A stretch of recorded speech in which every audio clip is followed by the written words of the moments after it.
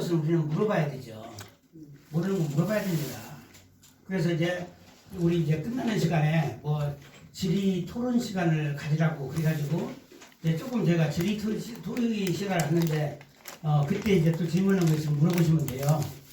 그런데 어떤 사람들은 한번 물어볼 것도 없는데요. 자, 그러면은 옆에서 누가 해도 공부해야 알지.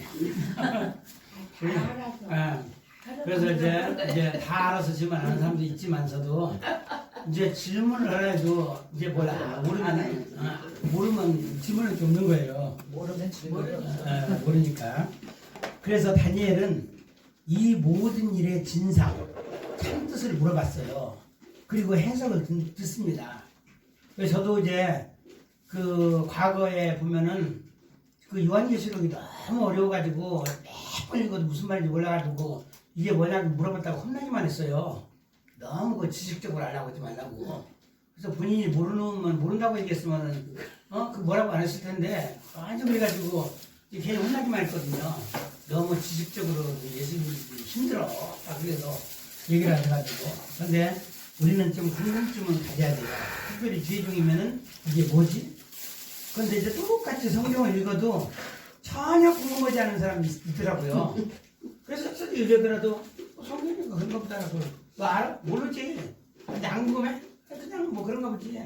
이런 사람도 있어요. 근데 우리는 궁금해 해야 돼요. 원래 사실은. 나도 궁금하네. 네. 근데 몰라도. 그래서 진상, 참뜻을 물었던 거예요. 이게 뭐냐면은 보세요. 역전이 된 거예요. 예언서가 나오니까 느부갓네살이 누구에게 물어봤잖아요. 이게 무슨 뜻이냐 물어봤잖아요. 그런데 지금 이제 다니엘이 마치 느부갓네살 왕이 된 거고 똑같은 거예요. 자기가 모르니까. 그래서 이제 하나님의 천사에게 물어본 거예요. 이게 무슨 뜻이냐고. 느부갓네살이 된 거예요. 다니엘이. 그러니까. 그래서 그 해석을 듣게 되는데 17절, 18절에 내 짐승에 대해서 나오잖아요. 이것은 세상에 일어날 내 왕이라고 이야기해 줍니다. 해석을 해준 거예요. 앞으로 전개될 내 왕이다. 지극히 높으신 이가 누구냐? 예수님이죠. 그 성도들, 그리스도인이 되는 거죠. 그래서 성도들이 그 왕국을 취하고 뭐죠? 내 왕을 다 취한다는 거예요. 그 나라를 다 취한다는 거죠. 그래서 나라를 얻으리니 그 나라가 어쩌려는 나라가 무슨 나라예요? 하나님의 나라예요. 하나님의 나라, 영원한 나라. 그래서 그 나라가 영원 세 번에 걸쳐서 반복했다고 얘기하는 것은 그리스도의 통치가 완벽하다, 완전하다, 이것을 말해주는 거예요. 우리가 삼위일체라고 하는 것도 그렇잖아요. 세 번 이렇게 해가지고 완벽한 하나님이시다라고 이야기하는 겁니다. 그래서 결론을 미리 지금 이제 말하고 있는 거예요. 그 다니엘 7장에서 이 마지막의 결론, 해피엔딩으로 끝날 것이다. 물론 해피엔딩이 되는 것은 나 역시 천국에 가고 나서 보일 일이에요. 내가 천국 못 가면 아무리 해피엔딩이라도 소용없는 거예요. 그래서 이것을 얘기하는 것이고, 이제 넷째 짐승에 대한 반복적인 설명을 하는 겁니다. 심히 무서운 짐승이라고 하는 것은 이것은 로마 제국을 의미한다고 했잖아요. 너무 무서워서 짐승 이름이 없어. 이 세상에 있는 짐승 가지고는 표현할 길이 없다라는 거고, 이는 쇠, 이빨은 쇠, 그 발톱은 놋 이렇다는 거예요. 그러니까 먹고 부서뜨리고 이 쇠의 강함이에요. 사자라든지 이 표범하고 비슷하게 생긴 거 굉장히 징그러운 그 동물 하나 있죠. 저는 그게 이빨이 굉장히 향력이 세다오더라고요. 그 짐승 이름이 생각이 안 나는데, 아니 그냥 조그만해요. 근데 이제 먹어도 맛이 없대요. 근데 사자도 잘 안 잡아먹는데요. 그거는 그 뭐 하나 있어. 하여튼 그 지글지글한 게 있는데 그게 이빨이 엄청 세대요. 표범도 그 앞에서 도망가요. 그렇게 해가지고 하는데 표범은 그 대신 장점이 있잖아요. 위기를 만나면 나무로 올라가는 거. 이제 그게 장점인 것이죠. 그래서 내 짐승을 내 왕국을 취하고 나라를 얻으리니 그 나라가 영원하다 라고 말함으로써 그리스도의 통치하는 나라가 완벽함을 말하고 있다. 아이고 했네. 그래서 발로 밟는다라고 그랬죠. 사실 그럼 정죄하는 것에서 끝나는 게 아니에요. 정죄하는 것에서 끝나는 게 아니라 이 쇠가 있기 때문에 발로 밟아버리는 거예요. 사람을 죽여도. 이게 누구예요? 이제 가톨릭이나 똑같았잖아요.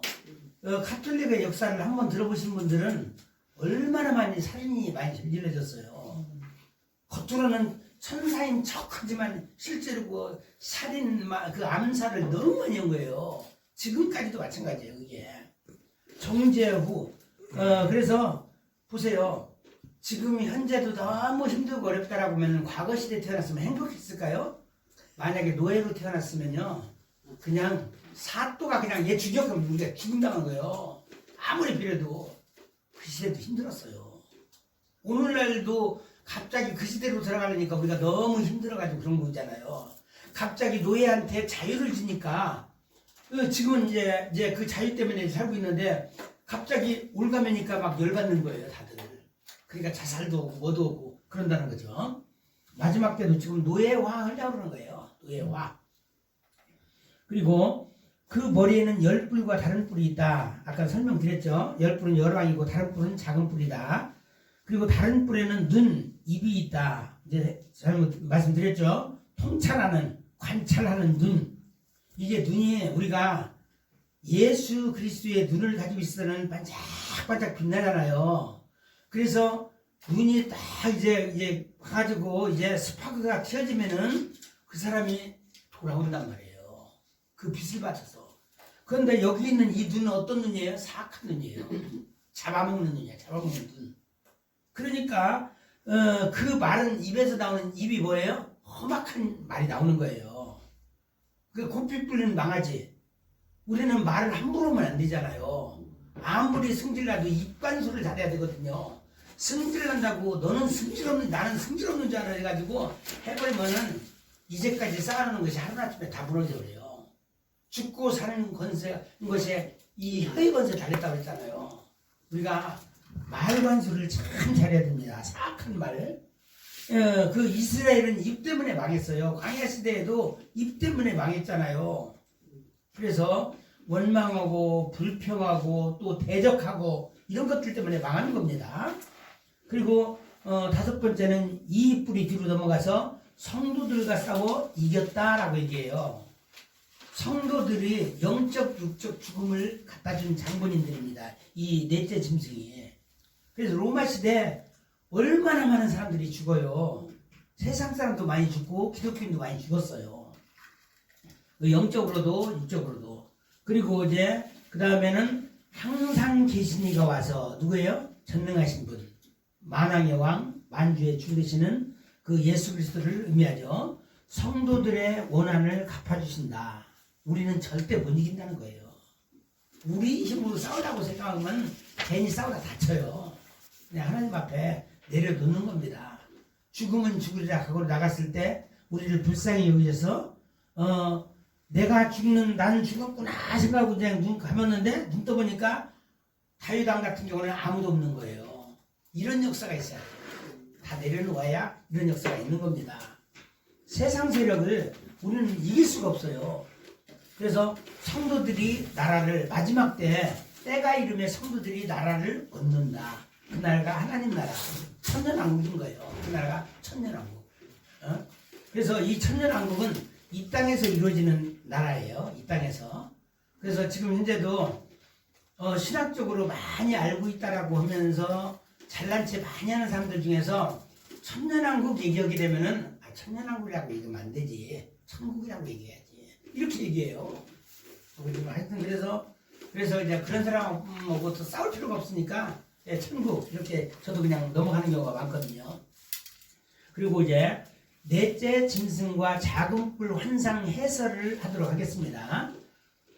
그 넷째 짐승은 넷째 나라 로마 제국을 의미합니다. 그 다른 나라들과 달라요. 바벨론, 페르시아, 헬라 제국하고 다르다는 거예요. 이 세 제국을 다 합쳐놓은 것과 똑같을 정도예요. 그래서 차원이 다른 나라예요. 로마는. 그래서 온 천하를 삼키고 밟아 부서뜨린다라는 거예요. 온 천하를.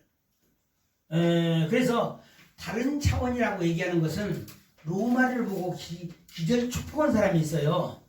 예, 분위기 쇄신을 위해서 다니엘 11장 30절 말씀을 한번 잠깐 읽어보겠습니다.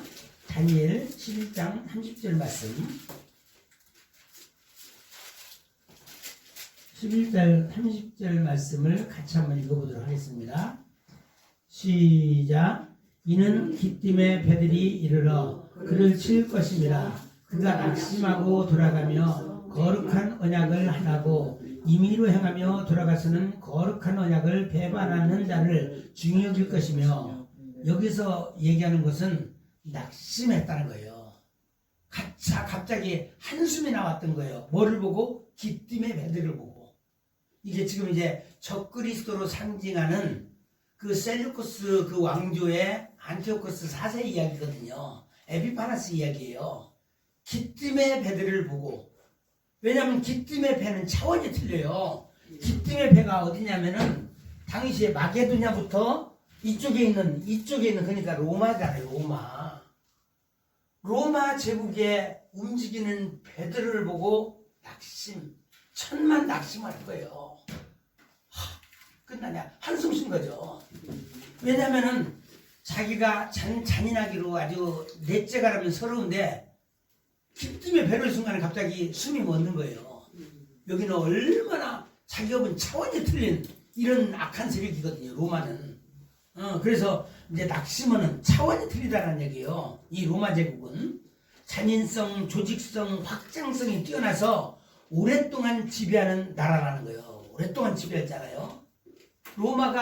사실 로마 제국은 망했지만 지금까지 존재하고 있잖아요. 로마 제국의 사람들은 이미지돼 있어요. 지금도. 그래서 그렇게 돼가지고 또 열 뿔과 작은 뿔이 있다는 얘기도 했죠. 로마 제국 후에 등장할 열 왕을 얘기하는 것이고, 그 후에 또 하나 작은 뿔이 일어난다는 얘기. 지금 이제 여기서는 해설해 주는 겁니다. 그리고 먼저 있던 왕들과는 다른 존재라는 거죠. 새 왕을 복종시킨다는 거예요. 또 자주 나오니까 이거는 했던 얘기 또 하시네. 이렇게 좀 그 원망하실 필요는 없고, 공부가 확실하게 되겠구나 생각하세요. 네. 헤롤리, 반달, 동고트, 이거 딱 외워두세요. 헤롤리가 493년에 멸망을 했고, 반달이 534년에, 동고트는 553년에 멸망당합니다. 누가? 작은 뿔이 멸망을 시킨 거예요. 작은 뿔이. 그래서 작은 뿔을 로마 교황청으로 보는 것이 개신교 견해라는 거예요. 여기서 열 뿔은 열 발가락. 다니엘 2장에 보면은 이 발가락이 있잖아요. 여기 이제 제 앞에 있는 그림을 보면은 여기에는 발가락이 따로 이제 안 보이지만 양말을 신어가지고 발가락이 좀 안 보이는 것 같은데 실제 열 발가락이라고 보는 거예요. 이 열 뿔이라는 것이 권세를 가진 그 이제 뿔이 있는 거예요. 열 뿔은. 그래서 열 나라는 좀 전에 얘기한 대로 영국, 프랑스, 이탈리아, 스위스, 독일, 포르투갈, 스페인의 헤롤리, 반달, 동고트라는 거예요. 이 중에서 세 나라의 멸망을 예언한 것입니다. 로마 멸망 후에 작은 뿔이 등장한다. 이것을 지금 이제 다니엘을 통해서 예언이 된 거예요. 다니엘 예언대로 1000년이 지나서 실제 작은 뿔이 등장하잖아요. 그래서 작은 뿔이 장차 저지르는 만행, 25절 보세요. 작은 뿔의 만행을 지금 보고 있는 겁니다.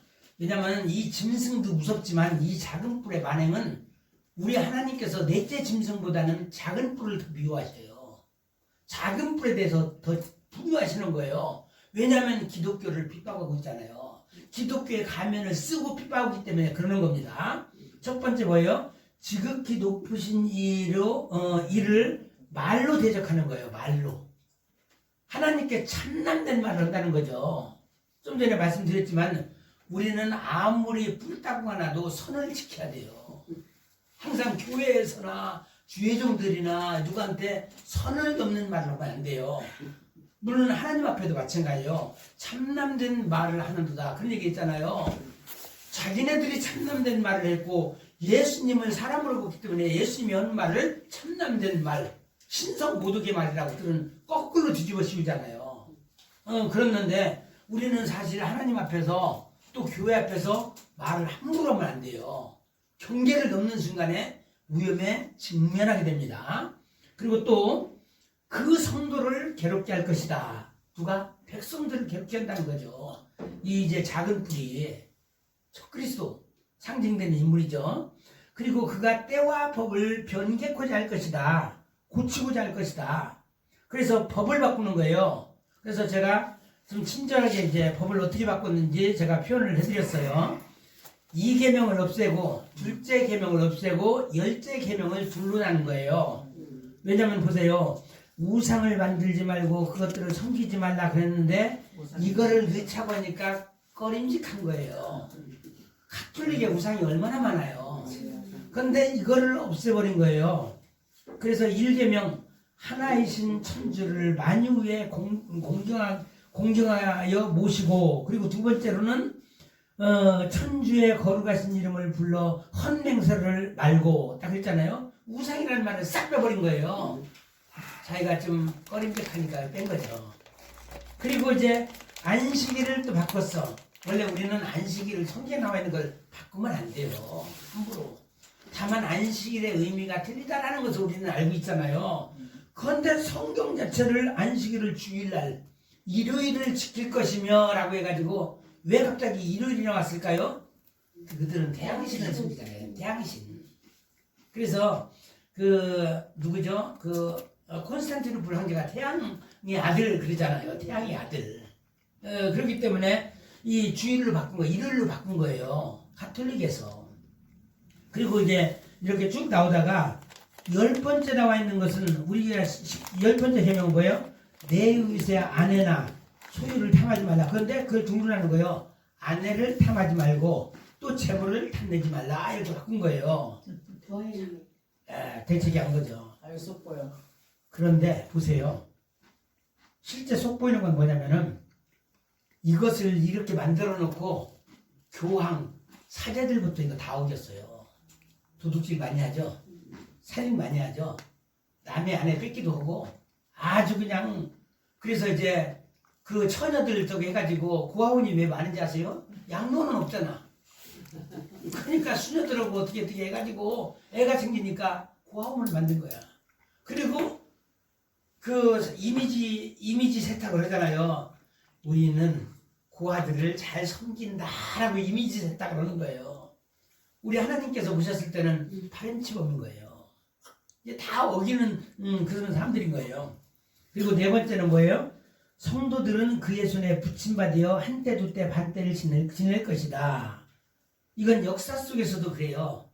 한때 두때 반때 3년 반 이렇게 역사 속에도 있었지만서도 이것에 대해서는 해석의 논란이 좀 있어요. 그거는 이제 제가 이제 9장에 가서 설명을 드리겠습니다. 이 때라는 것은 뭐라고 했어요? 하나님이 정해놓으신 때라는 말하는 거예요. 한때, 두때, 반때.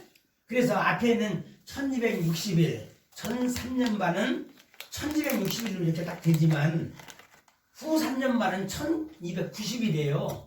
하나님께서 딱 정해놓으시면은 우리 인간의 계산을 초월하는 거예요. 이제 후 3년 반과 전 3년 반이 틀리다는 것을 이제 제가 말씀을 드리는 것이고, 또 7년 환란 후에 후 3년 반을 말하고 있는 거예요. 이게 상징입니다. 마지막 때 한때 두때 반때를 이야기하는 거예요. 요한계시록에서도 이 말이 또 나오죠. 그리고 심판이 시작되었을 때가 26절에서 27절까지 나오는데 그의 권세는 뺏기고 어떻게 돼요? 안티오코스 에피파네스가 완전히 위세가 멸망할 것이다. 26절에 이미 예고되어 있는 것이고, 나라와 권세와 온 천하 위세가 그리스도의 백성에게 붙임받으며 하나님의 왕국에, 그러니까 하나님의 백성들에게 붙임받을 것이다. 그래서 그 나라는 영원하고 또 영원하고 영원하며 모든 권세자들이 다 그를 섬기며, 그가 누구예요? 예수 그리스도를 섬기며 그에게 복종하게 된다. 그리고 그 말이 그치자 다니엘은 또 중심에 번민했다라고 얘기합니다. 28절에 얼굴빛이 변한 것은, 얼굴빛이 왜 변하는가 하면은 한 번도 경험하지 않는 과거가 아니에요. 미래를 흘리니까 자기가 무슨 말인지 모르는 거예요.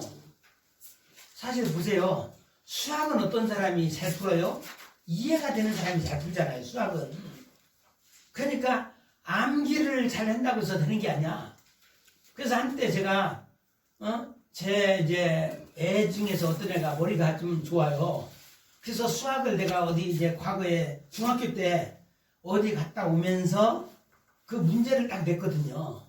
그랬더니만 이거 풀으라고 이제 딱 이 문제 같으니까 너 이거 잘해.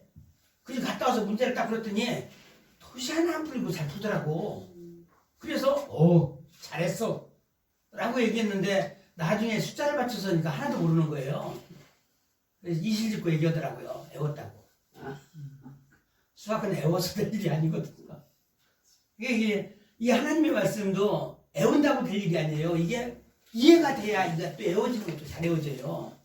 물론 이제 우리 때 나이는 애웠어도 또 잊어버리고 저도 어떻게 미치겠더라고요.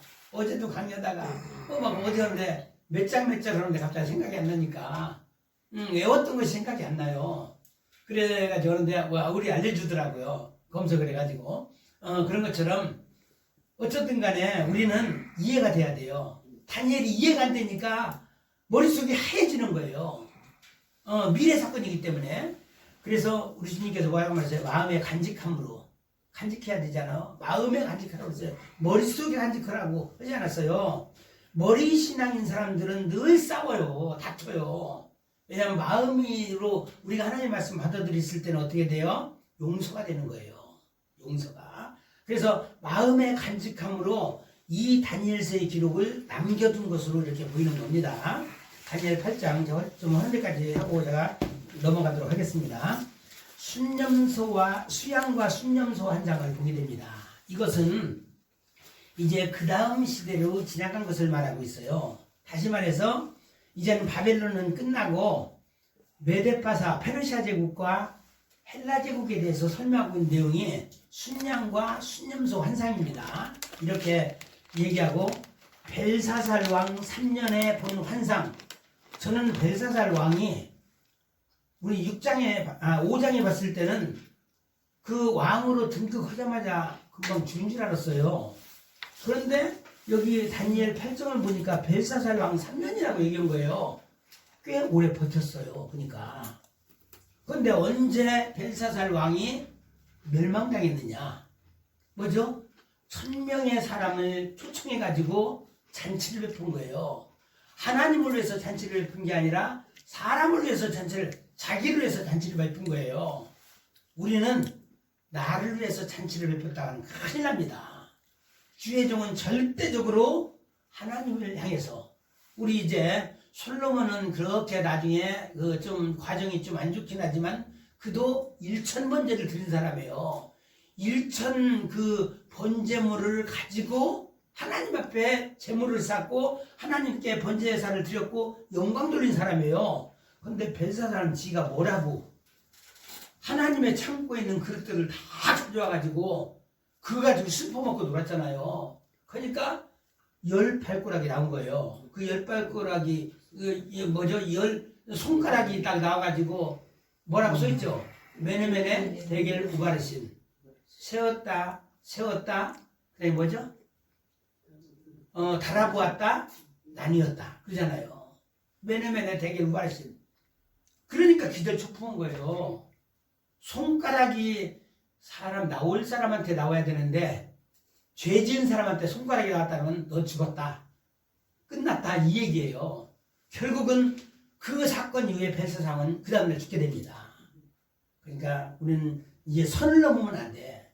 하나님의 것 가지고 내 것이라고 주장했다가는 큰 코 다친다라는 겁니다. 그래서 벨사살 왕 3년에 본 환상입니다. 몸은 수산성에 있고 수산성이 어디냐면 엘람이에요. 엘람이 어디냐면은 우르 지역입니다. 갈대아의 우르 지역이 그 수산성이 있으면 거기가 뭐예요? 수도예요. 말하자면 엘람성이. 그리고 환상은 을레 강변에 있을 때 이제 그 옆에 어디 강변이 있는가 보죠. 아무래도 페르시아만 이게 페르시아만입니다. 이제 갈대아 우르가 여기 있고 여기 페르시아만이고 여기는 홍해예요. 여기 이스라엘이 있고 그래서 아마 을레 강변이 아마 이쪽 어디 있었던 것 같아요. 그래서 을레 강변에서 본 환상입니다. 강가에 두 뿔 가진 순양이 등장합니다. 3절 말씀에 보니까 그 8장 3절에 두 뿔 가진 순양. 순양이면 당연히 두 뿔을 가졌잖아요. 보세요. 근데 두 뿔이라고 하는 것이 순양에는 나와 있는데 그 다음에 순념소 때는 두 뿔 얘기가 없어요. 여기다 두 뿔이라고 하는 의미가 있는 거예요. 왜 하필 두 뿔이 달렸는데 두 뿔이라는 표현을 했을까? 이유가 있습니다. 바벨론 시대에 바사제국의 환상을 본 거예요. 두 뿔이 하나는 길었다고 그랬어요. 그래서 한 뿔이 길고 또 한 뿔은 짧았다고 그랬거든요. 이것은 메뎃바사를 의미하는 거예요. 두 나라가 지금 하나가 된 거잖아요. 메뎃바사.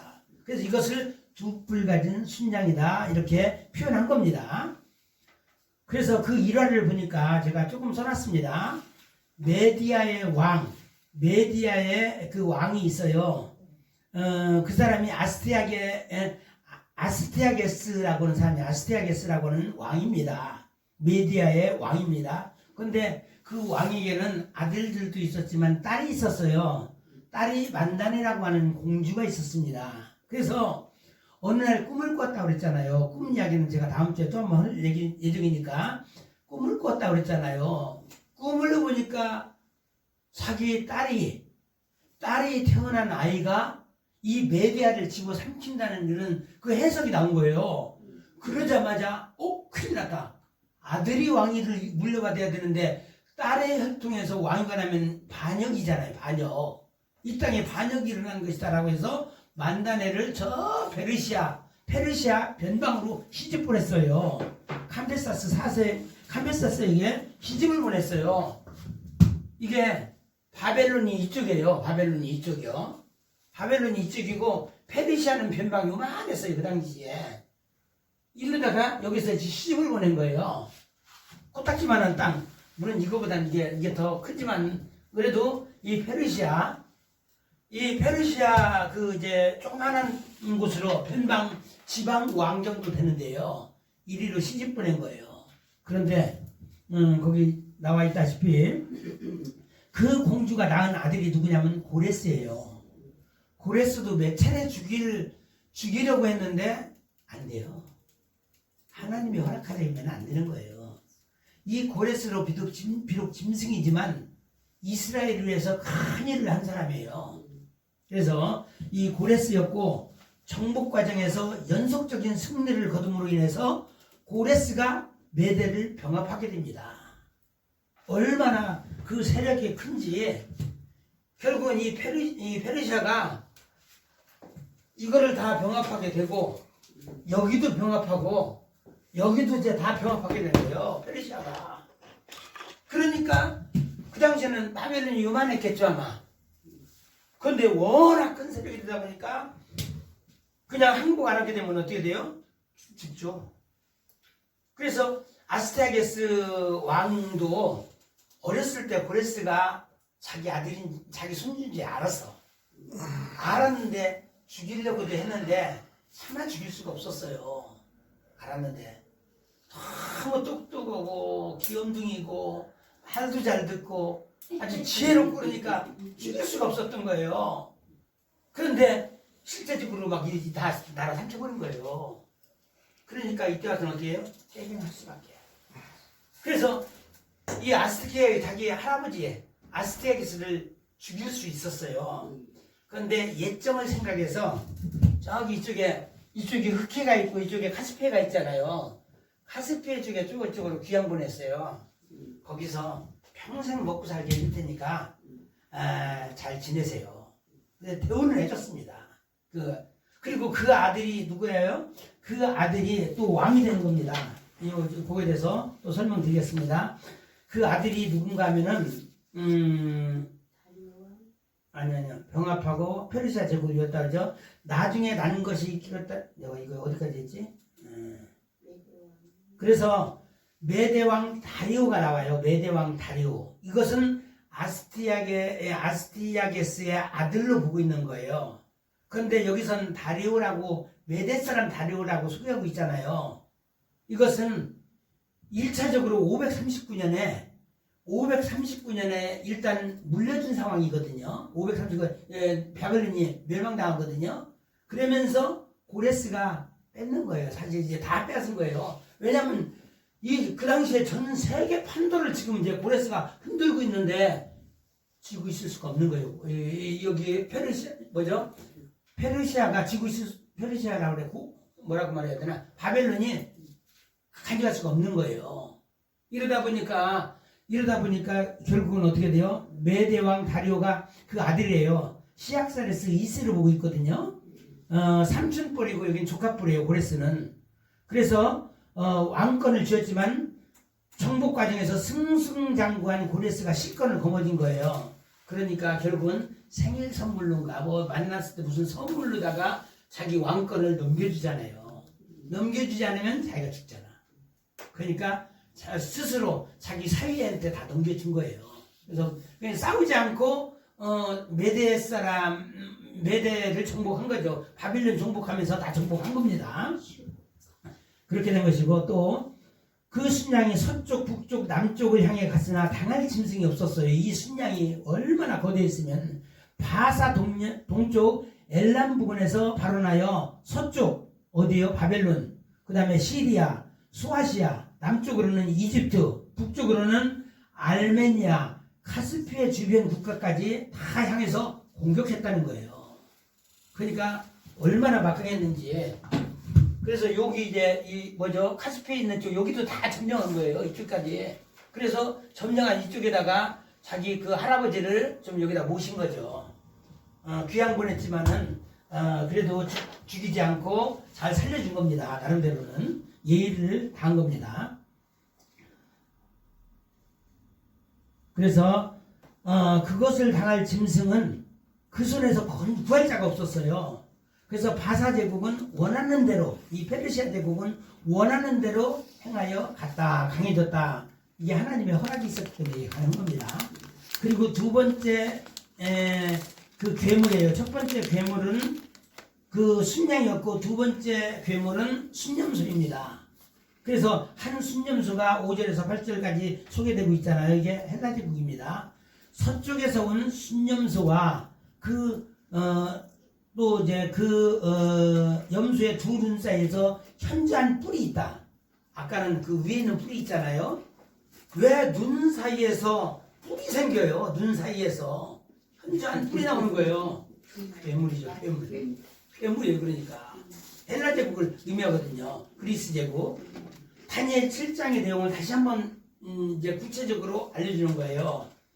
땅에 닿지 않는다는 것은 얼마나 빨랐으면, 날쌘돌이처럼 빨랐으면 땅에 닿지 않을 정도 된 거예요. 신군 중에 어느 장소든 머물지 않았다는 거예요. 왜냐하면 10년 만에 세계 정복을 했으니까. 당시 세계 흐름이 여기잖아요. 그 정도로 신속하게 정복했음을 의미합니다. 현저한 뿔은 알렉산더 대왕이에요. 현저한 뿔. 이제 뿔이 뭐라고 권세를 의미한다고 했잖아요. BC 336년 24인 나이에 마게도냐 왕으로 등극해서 BC 334년부터 세계 정복에 나섰고 BC 324년에 세계를 정복하게 되죠. 그래서 동방 원정 승리 후에 10년 만에 기원하는데 그 순념수의 현저한 뿔은 용맹함을 의미하잖아요. 현저하게 특출난 거예요. 정복력을 의미합니다. 그래서 분노의 힘으로 두 뿔 가진 순양에게 달려가 그전만 해도 순양 시대였을 때는 아무도 당할 자가 없었잖아요. 그런데 순념소가 출현하니까 순념소한테 깨갱되는 겁니다. 그래서 두 뿔을 쳐서 꺾었다라는 내용이 8장 6절에서 7절 내용입니다. 그래서 대적할 힘이 없어서 엎드러지고 짓밟혔다고 그랬어요. 그래서 벗어나게 할 자가 없었다라는 겁니다. 이 순념소 앞에서. 이것은 실제 역사 속에서도 뭐예요? 바사 제국이 이소스 전투와 가우가멜 전투가 있었대요. 이것이 BC 333년과 331년에 이 두 전투에서 바사 제국이 전부 진 거예요. 헬라 제국에. 그래서 고레스한테 다 영국 분배한 거죠. 그래서 바사 제국은 이렇게 해서 멸망당했다. 그리고 순념소가 심히 강대하여 가더니 강성할 때 그 큰 뿔이 꺾였다. 꺾였다는 건 뭐예요? 이제 죽은 거예요. 이제 꺾이고 그 대신에 현재한 뿔 넷이 또 등장하는 거예요. 현재한 뿔 넷, 역사 속에서 등장하는. 그래서 하늘 사방을 향하여 닿더라. 그래서 11장 8절에 8장 11절에 8장 8절에 나와 있습니다. 이것은 알렉산더 대왕의 사후에 20년간 내전으로 내수로 분리됨을 의미해요. 20년 동안 서로가 치고받고 싸웠던 것이죠. 수십 명이고 뭐 30명이라나 엄청난 사람들이 싸웠는데 이긴 자가 이 나라를 가져라. 그랬어. 그러니까 결국은 이긴 자가 4명이고 야, 더 이상 싸우지 말자 이제 우리. 여기서 싸워봤자 무슨 소리냐. 넷으로 가위바위보해서 나누자. 그렇게 했는지는 몰라도 그래서 이제 넷으로 나눠진 겁니다. 그래서 7장 6절에 있는 내용과 동일해요. 카산더, 리시마코스, 셀루커스, 톨로미 이렇게 넷으로 나눠지게 된 겁니다. 그리고 이렇게 계속해서 작은 뿔 그 환상을 보게 됩니다. 9절에서 14절까지인데 네 왕 중 시리아 제국에 시리아가 있는 쪽이잖아요. 셀루커스 왕조를 의미합니다. 작은 뿔은 안티오코스 4세요. 이게 다시 한번 해서 설명드리겠습니다. 보조 설명. 왜냐하면 뒤에서 나올 일들은 넷수로 나눴다가 나중에 어떻게 되냐면요. 이게 다 셀루코스가 이걸 다 먹어버립니다. 이걸. 셀루코스가 다 먹고 또 톨레미가 이렇게 왕조해가지고 이게 남왕조가 되고 이건 북왕조가 되는 거예요. 남왕조, 여기는 북왕조 이렇게 나눠요. 그래서 여기서 지금 이제 둘이 이제 늘 싸우는 게 나오거든요. 이제 왜 그러지? 이게 좀 문제가 있네. 그래서 이제 이 싸우는 장면이 나와요. 이것이 바로 이게 뭐죠? 그 순양 시대는 여기서 이제 순양 시대는 그 바사제국을 의미하고 순념소 시대는 그 뭐죠? 이제 헬라 제국을 의미하는데 헬라 제국이 넷으로 나눠졌다가 왜냐하면 상황이 너무 급박하게 돌아가서 그런 거예요. 넷으로 나눠졌다가 나중에 둘로 다시 또 이제 합쳐지고 나뉘어지는 거예요. 합쳐지고 나눠지게 됩니다. 그래서 이것을 지금 셀루크스와 톨레미로 이제 나중에 나눠지게 됩니다. 그것을 지금 말씀하고 있는 것이고,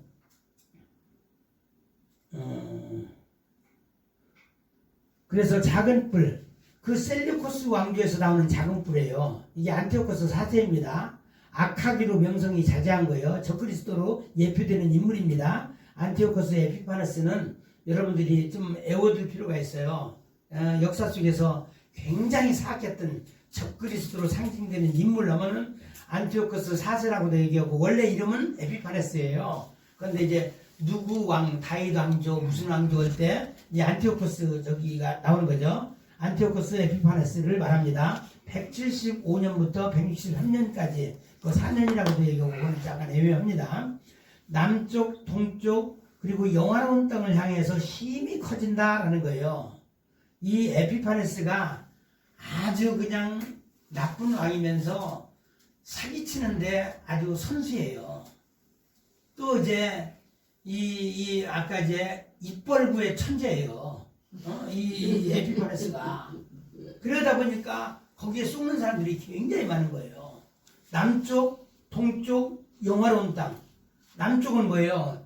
이게 부토톨레미 왕조까지 먹으려고 하고 또 이제 그 동쪽 영화로운 땅. 영화로운 땅은 어딜까요? 영화로운 땅은 하나님이 계신 동네가 어디예요? 그렇죠. 이스라엘이에요. 이스라엘. 유다 땅이 그 당시에는 이스라엘이 없어졌으니까 유다 땅을 말합니다. 영화로운 땅. 영화로운 땅을 향하여 힘이 커졌다. 그 이스라엘 백성들이 사는 유다 땅을 말합니다. 안티오코스 에피파네스는 재정적 어려움으로 애굽을 정복하려다가 실패하자 정복하려고 했지만 실패합니다. 대신 이스라엘을 점령하여 정치 종교적인 핍박을 가했던 것입니다. 하늘 군대에 미칠 만큼 하늘 군대는 어떻게 해요? 하나님의 군대잖아요. 거기에는 잽이 안 되지만 그만큼 나름대로는 세력을 키운 거예요. 그래서 이스라엘 백성들이고 또 이제 그 이스라엘 백성들은 누구예요? 하늘 군대는 이스라엘 백성들이고 지도자 제사장을 의미하고 별들은 여호와의 신앙에 신실했던 영적인 거장들이에요. 제사장들이라고 말하죠. 물론 이것은 주님의 재림 때 주님과 함께하는 하나님의 군대와 그 종들 중에 특별한 별과 같은 종들이 있어요. 주증인 사역을 하는 사람들이라든지 이런 사람들을 또 의미할 수도 있습니다. 그래서 이들을 상징합니다. 적그리스도의 세력이 종말 때 에피파네스 시대에 있었던 것처럼 마지막 때도 굉장하다. 그러니까 이것을 의미하고 있습니다. 그 당시에는 이 중동권이었지만은 마지막 때는 전 세계를 향해서 지금 싸우고 있잖아요. 화이트햇과 블랙햇의 싸움이 있잖아요. 그들의 만행을 살펴보면 하늘 군대와 별들 몇을 떨어뜨리는 거예요. 하늘 군대와 별들, 그 이스라엘 백성들을 떨어뜨리고 지도자들을 죽이는 겁니다. 유다 백성과 제사장 지위를 박탈하거나 죽이는 것을 의미합니다. 그리고 스스로 높아져 군대의 주제를 대적하는 거예요. 여호와의 군대의 주제가 누구예요? 하나님이시잖아요. 하나님을 대적하는 거예요. 주제라는 뜻을 제가 또 풀이를 했습니다. 중심이 되어서 처리하는 존재예요. 하나님의 백성의 중심이 되어서 처리하는 분은 하나님이시거든요. 그런데 군대의 주제 되시는 하나님을 대적한다는 얘기예요. 그 하나님이 두렵지 않은 자들이에요. 이제 야피파네스 군대가 그랬던 겁니다. 그리고 매일 드리는 제사를 없애버리는 거예요. 그리고 부정한 돼지, 제물을 드리고 제사를 모독하는 거예요. 제사 모독하는 자는 이거 굉장히 위험합니다. 제사 모독죄가 제사를 엄청 싫어했던 자예요. 오늘날 마지막 때가 될수록 어떤 사람도 교회를 싫어하잖아요. 그래서 교회 주의 종들을 아주 감옥에 가두지 않나, 막 그냥 압수수색을 하지 않나, 별로 좋지 않습니다. 중국도 이제 그러고 있는데 별로 좋지 않습니다. 그리고 성소를 헌다. 이것은 실제적으로 헐었다는 얘기도 되지만은 성소 기능을 아예 없애버리는 것도 헐은 것과 똑같습니다. 그리고 다섯 번째, 백성이 넘겨진 바 된다라는 것은 하나님의 백성이 사단의 백성으로 바뀌는 거예요. 이제 넘겨지는 거죠. 사악한 백성으로 이제 된다는 겁니다. 넘어가는 거예요. 종말 때 사단의 백성으로 넘어가는 자들이 얼마나 많을까요? 주의 종도 말할 것 없어요. 별들이 하늘에서 뚝뚝 떨어진다고 그랬잖아요. 하늘에 있었는데. 그리고 그 다음에 범죄로 인해 매일 드리는 제사가 넘겨진다. 그래서 그 뿔에게, 사단에게 제사의 주도권이 넘겨지는 겁니다. 얼마 전에 WEA를 통해서 주도권이 넘어가는 거예요. 하나님에게서 사단에게로 넘어가는 겁니다. 그래서 이것을 의미하기도 하고, 그 다음에 결국 진리가 땅에 떨어져 제멋대로 되어서 형통하게 된다. 제멋대로 돼서 형통하게, 좋은 의미가 아니라 악한 일에 형통하게 된다. 이것을 말하고 있어요. 그때로 악이 창궐하는 시대가 된다는 겁니다. 마지막 때 이런 시대예요. 그러니까 우리는 하나님 말씀과 기도밖에 없어요. 말씀과 성령밖에는 이길 수 있는 재간이 없습니다. 분발해야 돼요.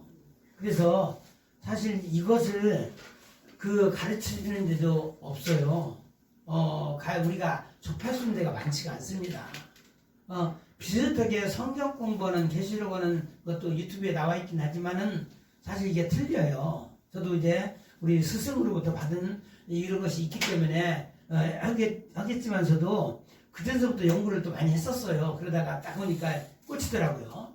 그래서 이것을 우리는 마지막 때 무엇이 진리이고 무엇이 거짓인지 알아야 돼요. 진리가 땅에 떨어지는 시대가 되는 거예요. 마지막 때는.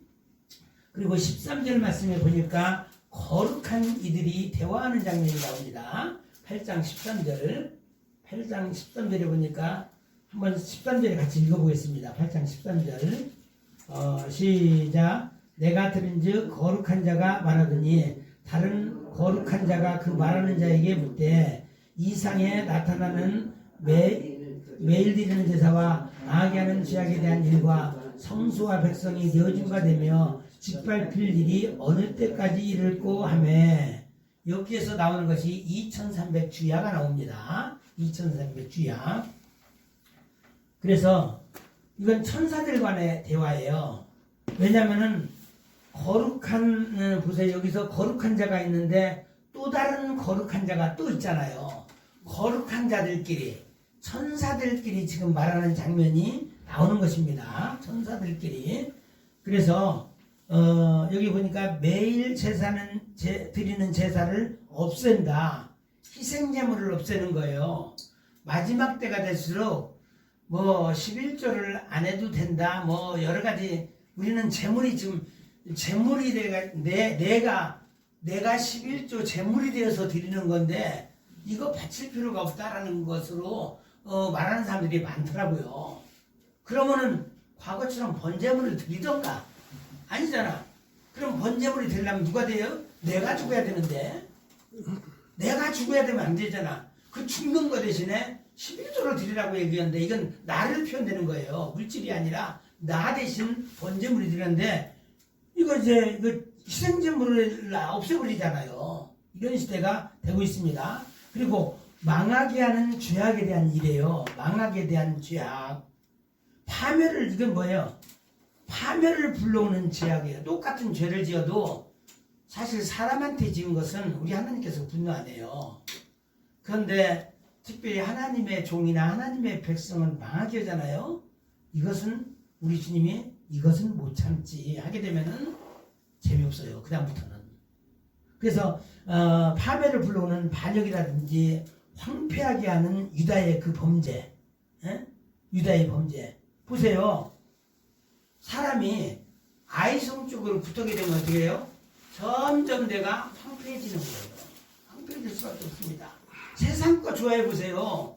세상의 목적을 두고 사는 사람들 보면은 점점 하나님 말씀과는 거리가 멀어요. 너 얼굴이 왜 안 좋니? 라고 하면은 몸이 아파서 말하고 있지만 사실 그거보다는 점점 내 자신이 세상화, 사단화되기 때문에 마지막 때는 점점 하나님의 종들조차 세상화되고 진리와 비진리가 뭔지 구별이 안 되는 거예요. 본인도 구별이 안 돼. 이게 다 나는 잘하고 있다라고 생각하는 그것이 문제거든요. 그래서 항상 누가 딱 이럴 때 그게 내 문제구나 라고 생각하지 네 문제네. 딱 너를 두고 이렇게 위험해요. 항상 성경에 나와 있는 안티오코스 에피파네스만 내가 또 이럴 수도 있구나. 이렇게 생각해야 된다는 거죠. 관점의 차이예요. 그리고 또 성소와 백성이 내준바되고 짓밟힌다. 하나님의 백성이 사탄에 되었거나 혹은 쫓겨나는 상황. 그래서 교회가 음녀의 소굴이 되는 겁니다. 이것이 어느 때까지 계속될지 한 천사가 묻는 겁니다. 거룩한 천사죠. 묻는 겁니다. 그러자 14절에 뭐라고 말했어요? 2300 주야라고 얘기했어요. 여기서 말하는 것은 분명히 주라고 말하지 않고 주야라고 얘기했습니다. 그런 의미에서 존 칼빈의 주석을 보니까 뭐라고 말했냐면 이분은 역사적인 그 주회를 했어요. 왜냐하면 칼빈 시대에는 요한계시록이 열리지 않았거든요. 그래서 2300 주야의 의미를 실제 날짜로 보고 있어요. 주라는 단위도 쓰지 않고 주야라고 썼다라고 얘기하는 것은 실제 날짜다라고 얘기하는 겁니다. 실제 역사 속에서 경건한 제사장 오니아스 3세를 쫓아내고 악한 야손을 임명했을 때 보세요. 이게서 뭘 말해요? 오니아스 3세가 제대로 된 종인가요? 아니에요. 안티오코스 에피파네스가 여기 제사장 될 사람 손들어 딱 하니까 이게 가만히 집중된 건데 나한테 돈 좀 가져오게 되면 내가 제사장 시켜줄게 라고 했더니 오니아스 3세가 돈을 잔뜩 한 다발 들고 갖고 간 거예요. 그래가지고 이렇게 했거든요. 오니아스는 아니고 오니아 원래 정상적인 사람이고 야손이 그런 사람이었어요. 그렇게 됐는데 나중에 또 이 사람도 또 다음에 왔을 때 저놈이 제사장 되면 나도 제사장 될 수 있겠네 해가지고 다음에 왔을 때 그쪽에 이제 그 에피파네스가 침공에 왔을 때 세 다발을 갖다 주는 거예요. 그러니까 금 세 다발 갖다 니까 너 나가 이제. 그러면서 다른 사람도 임명하는 거예요. 이렇게 강제적으로 이렇게 그러니까 제사장 하나님이 지정한 제사장이 아니에요. 돈으로 산 이런 제사장 시대에 임명을 하는 이런 시대가 된 거예요. 그러다 보니까 안 되겠다. 이 마카비라고 하는 형제가 있었잖아요. 원래 그 전에 누가 있었어요? 마카비, 마따디아라고는 그 제사장이 있잖아요. 그래서 마따디아 때부터 시작해가지고 막 이렇게 해서 안티오쿠스 에피파네스가 싸웠어요. 산도르들하고 그 자식이 4명이잖아요. 그 둘째가 마카비예요. 유다 마카비입니다. 그 거의 마카비가 주를 이룬 거예요. 그래서 안티오쿠스 4세를 군대를 물리치고 봉헌하게 됩니다. 이것이 BC 165년이에요. 그래서 이때까지 계산해보니까 2300주야가 된 거예요. 존 칼빈의 해석은 이렇습니다. 네, 실제적인 역사적 관점에 의해서는 존 칼빈의 주장이 맞다라고 봅니다. 그리고 윌리엄 밀러 주야 그 해설은 2300주야를 2300년으로 보고 있어요. 이분은 주야 해석을 이렇게 하지 않고 그냥 똑같이 뭐죠? 1일을 1년으로 보고 계산하는 겁니다. 그래서 BC 457년도부터 AD 1843년까지로 해석합니다. 그래서 성소가 정결하게 된 때, 이것이 하늘 성소가 정결하게 되었다라고 주장하고 있어요. 윌리엄 밀러 이야기는. 그 당시에 윌리엄 밀러가 세대주의 때잖아요. 세대주의가 기승을 부릴 때 그때 등장했는데 이 사람이 깨어있는 자였어요. 평신도 했었는데 신학자였었는데 이게 굉장히 연구하다 보니까 얼마나 바빴는지 이것에 대해 얘기하니까 이제까지 듣도 보도 못한 이런 이론이 나오니까 사람들이 교회마다 사람을 초청해가지고 종말에 대해서 얼마나 강의하고 바빴어요.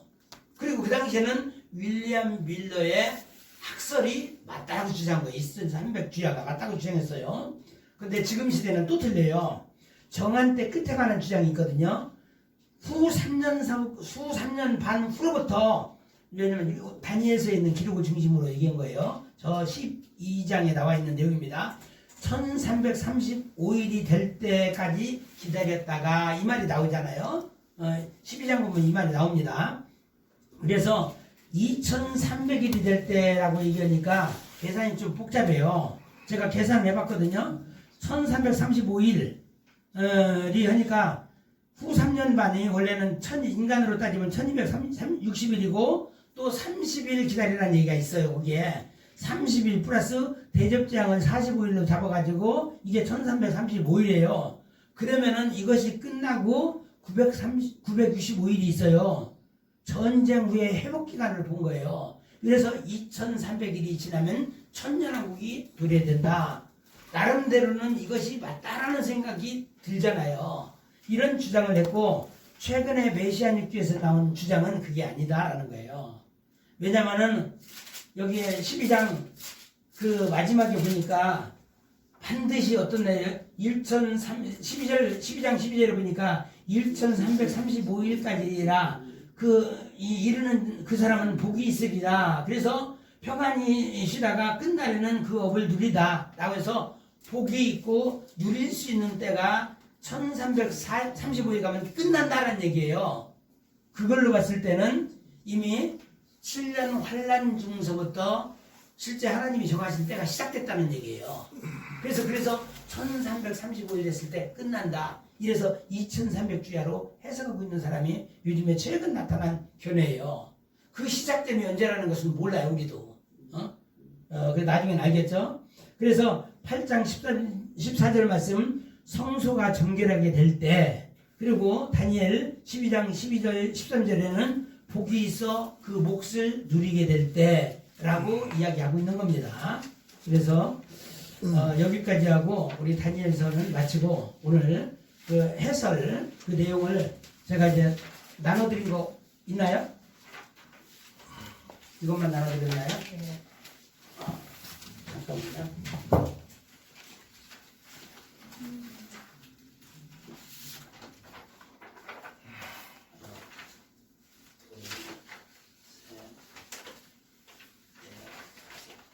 그걸 주세요.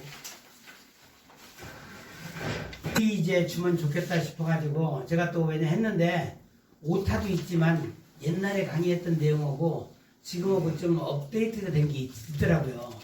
그래서 일주일 내내 그 작업을 했어요, 사실. 요한계시록 끝까지 사실 작업을 내려가가지고 이제 정교한 작업은 지금 이제 10장까지 이제 끝나가지고 그 부분을 제가 이제 미리 드렸어요.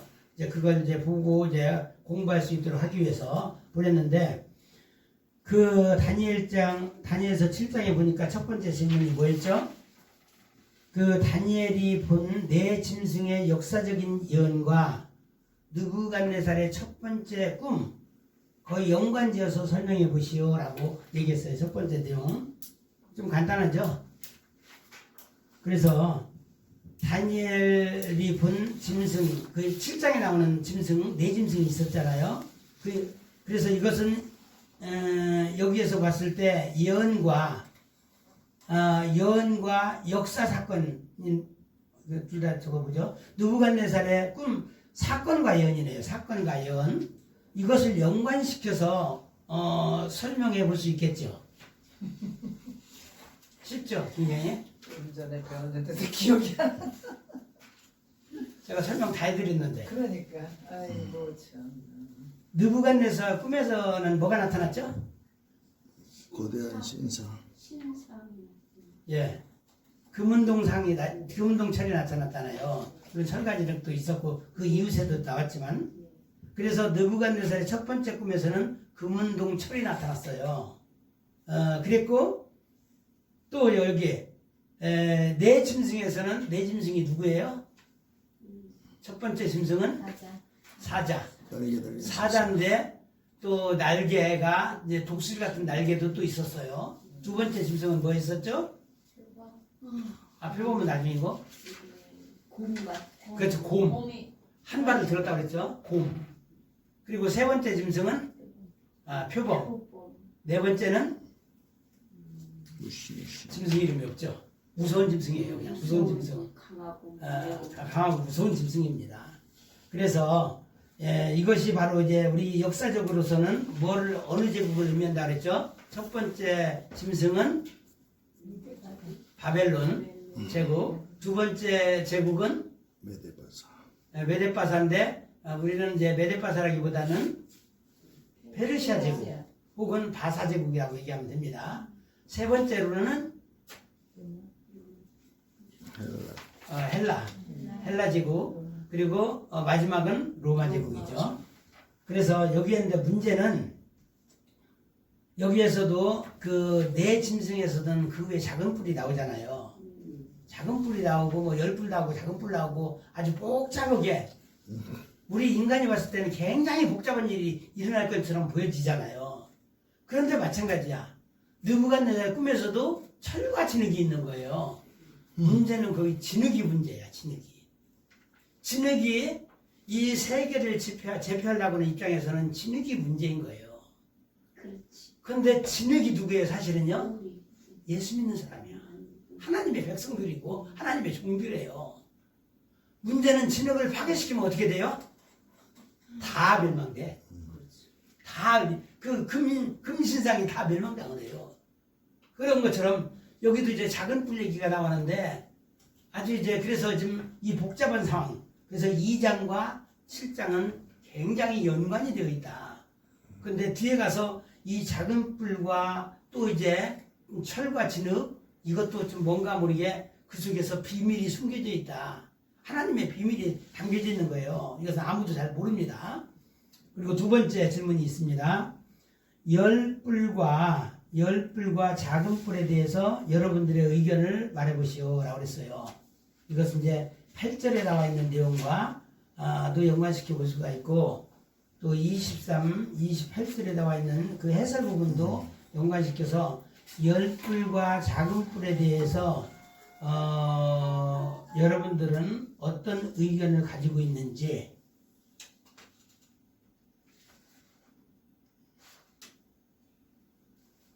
이제 7장에 나와 있는 것은 그 이제 뭐죠? 국소적인 그런 것이 아니에요. 전 세계를 개괄적으로 나왔기 때문에 여기서는 열뿔은 로마 시대 때 등장하는 열뿔과 또 그 위에 나타난 작은 뿔에 대한 내용이에요. 그래서 이것에 대해서 여러분들은 어떻게 생각하시는지 이제 오늘 배웠던 내용을 이제 보면서 얘기해도 돼요. 컨닝해도 됩니다. 이거 괜히 또 보고 얘기하지 말고요. 저 안 해요. 보고 얘기하셔도 돼요. 가야죠. 그 10뿔은 뭐를 의미하고 또 작은 뿔은 제가 답을 말하는 게 아니에요. 지금 이제 토론하자는 얘기예요. 작은 뿔은 뭐인 것 같다.